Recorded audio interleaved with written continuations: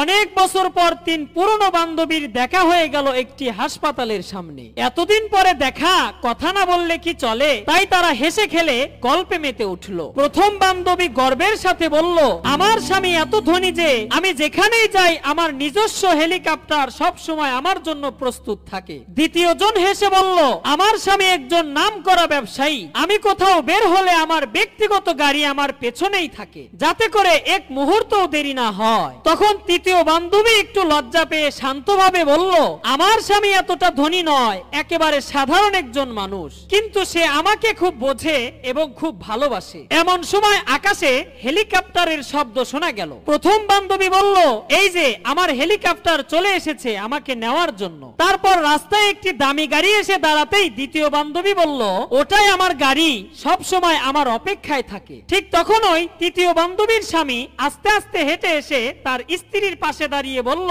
অনেকক্ষণ ধরেই তোমার অপেক্ষায় আছি, চলো এবার বাসায় যাই। এই দৃশ্য দেখে অন্য দুই বান্ধবী কিছুটা থমকে গেল, একে অপরের চোখের দিকে তাকিয়ে বলল, আসল ভাগ্যবতী তো আমাদের এই বান্ধবী, কারণ তার পাশে থাকে সব সময় একজন ভালোবাসার মানুষ।